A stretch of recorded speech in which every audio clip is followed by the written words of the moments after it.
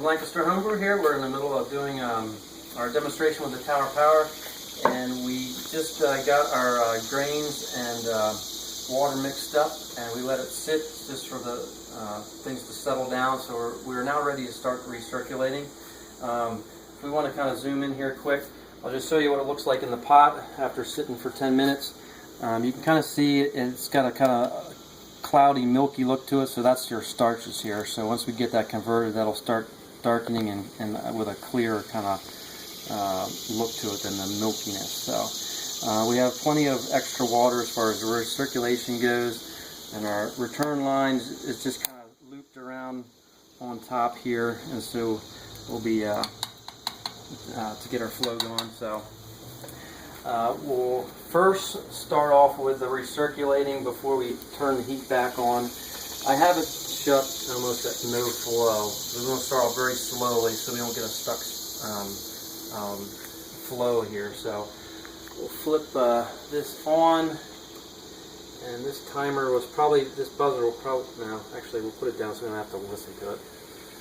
So turn the pump on, and if you just want to take a close look here, and we'll just kind of watch this. I'm going to slowly start to move my handle over until we get our flow coming through.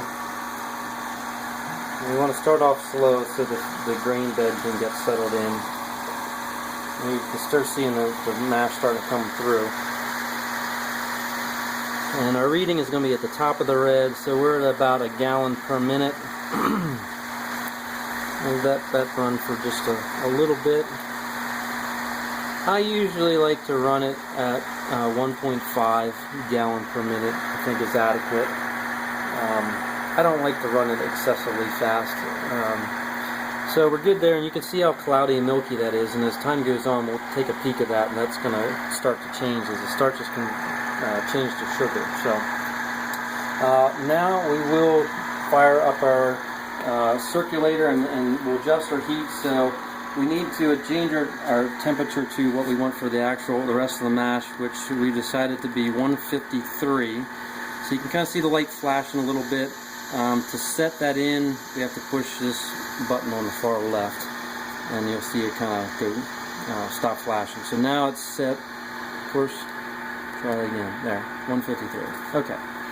This is showing considerably lower because we haven't been recirculating, or it is circulating now. It was at like 121 or something like that, so it come back up. So we will turn this on auto, so it monitors not on. We want it on auto, so up.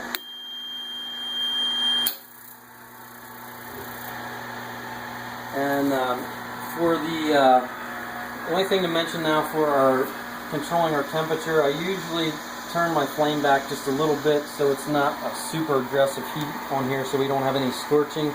Scorching shouldn't be a problem as long as we have it recirculating. If for whatever reason you want to stop it recirculating, you definitely want to turn off your heat source so you're not scorching things down on the bottom of the mash tun. So this should be pretty well settled in. You might have to adjust. This is going to self-regulate itself. It's going to work its way up towards 153. As it gets closer, you're going to hear the buzzer go off as it kicks, the burner turns on and off.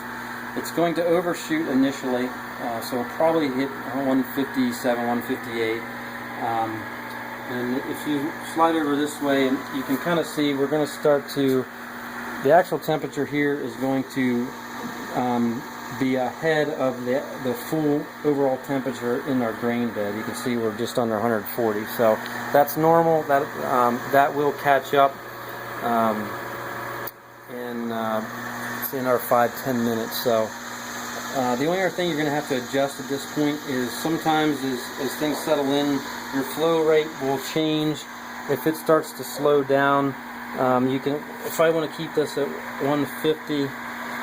Then we can flip this on, meaning the alarm will go off if there's a problem with the flow, and every now and then it does slow down a little bit and we have to tweak our handle a little. The only thing we might have to adjust then is our gas valve down here so it ignites properly.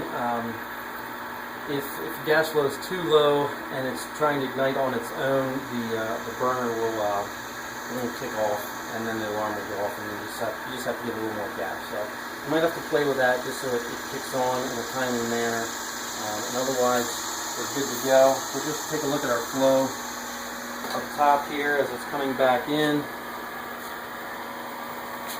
and that looks fine to me. We're going to put our lid back on and